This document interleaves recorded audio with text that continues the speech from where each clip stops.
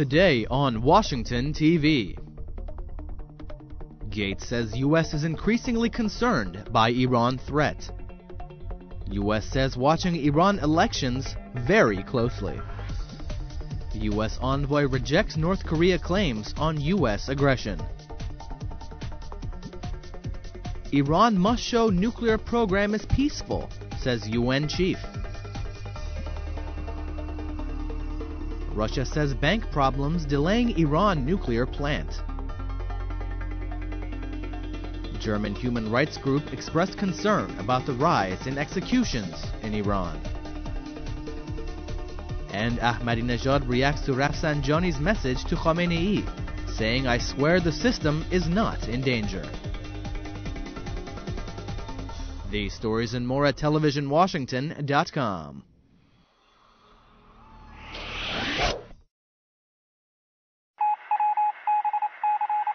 Today in Washington.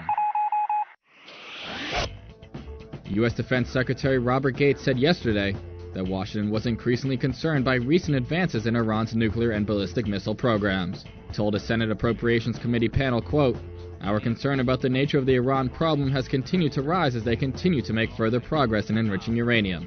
Gates added that both America's and Israel's concerns over Tehran's nuclear programs have grown, given the unwillingness of the Iranians to slow, stop, or even indicate a willingness to talk about their programs. The State Department said yesterday that the United States is closely following the events surrounding Iran's upcoming presidential elections, including massive street demonstrations in Tehran. Supporters of Iranian President Ahmadinejad and his main challenger Mir Hossein Mousavi have organized large rallies across the country ahead of Friday's election. Asked if the U.S. was following the events, State Department spokesperson Ian Kelly told reporters, "Yes, we've been following it very closely." Asked if he was heartened by the ferment and debate surrounding the election, Kelly said, "I am always encouraged by expressions of free expression, free lawful expression." The U.S. Special Envoy to North Korea said yesterday that Washington will do what is necessary for the security of its allies, but that it has no plans to invade the reclusive communist state. Stephen Bosworth, who was speaking at the annual dinner of the Korea Society in New York, said accusations by the North that its nuclear and missile tests were in response to American aggression were simply groundless. Bosworth said, quote, "We have no intention to invade North Korea or to change its regime through force, and we have made this clear, repeatedly." Bosworth said that North Korea's nuclear tests and threats against its neighbors were provocative and undermined its own security.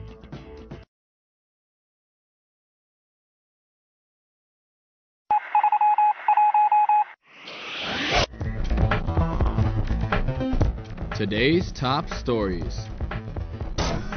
United Nations Secretary General Ban Ki-moon said yesterday that Iran must assure the international community of the peaceful nature of its nuclear program. In an interview with the Bloomberg News Network, Ban said, quote, "They complain that they are not able to have this peaceful use of nuclear energy, but there's clearly a lack of confidence." He added, "When it comes to credibility and trust, that is not what we have yet from Iran." Iran, which has defied UN Security Council demands to halt its uranium enrichment program, rejects Western accusations that its nuclear program has a military aim.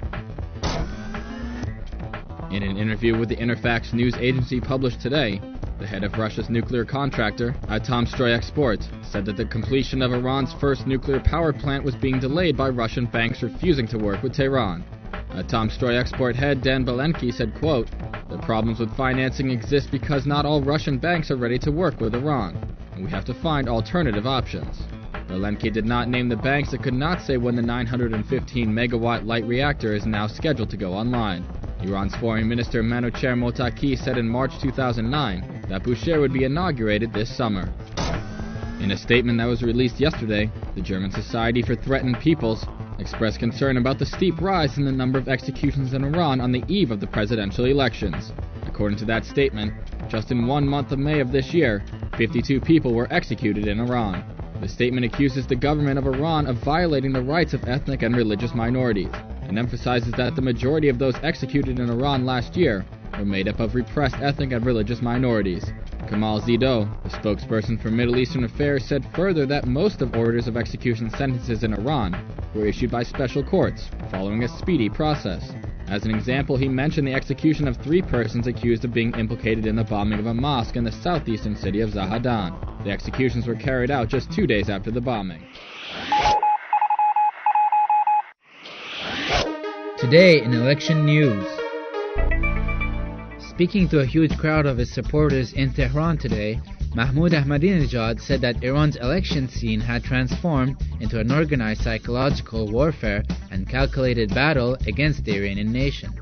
Saying that the reformists had denigrated the history of the revolution and the choice of the people, he added that insults, slanders, and bad manners have reached their peak.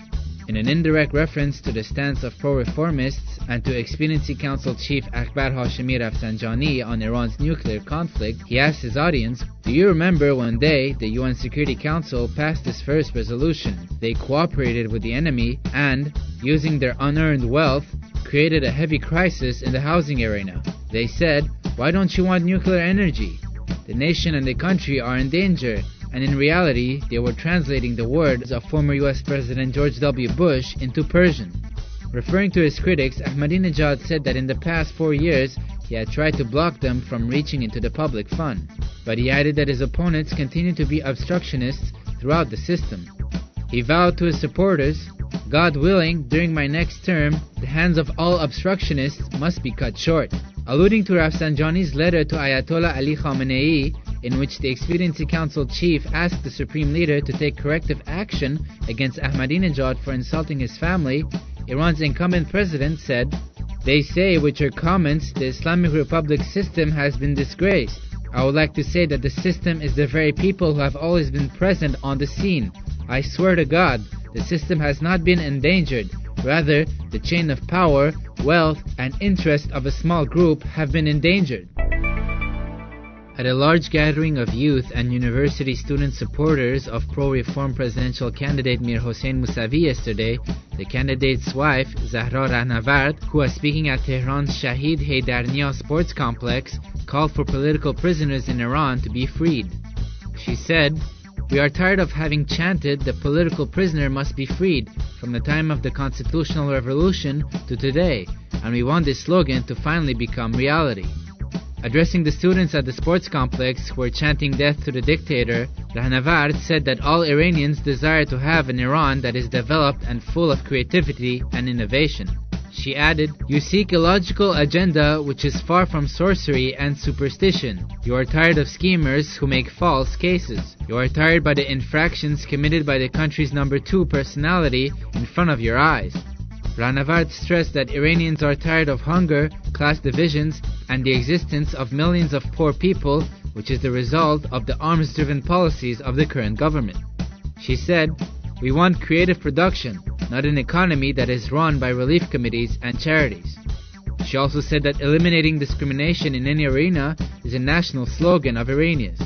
She said, "Discrimination is hell, and supporting women, eliminating existing injustices in laws, and eliminating discrimination in patronizing laws is a national issue."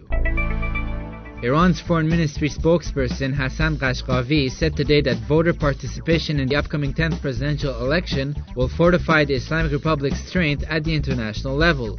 He said that throughout the world, Iranian diplomats were sitting in wait to report the level of people's participation in the election to the public and international media in areas where they are based. Ghashqavi went on to say that the turnout level in elections showed the degree of acceptability of an order and system of governance to the citizens of every country in the world. Ghashqavi said, "The presence of 400 foreign reporters who have descended upon our country to cover this election round, and the concrete observation of debates as well as the multiplicity of voices and thoughts among candidates and their supporters, has proven the reality that without a doubt, democracy and the strength of the Islamic Republic of Iran, along with freedom of speech, have reached a level where Iran, without a doubt, is counted among the freest nations of the world."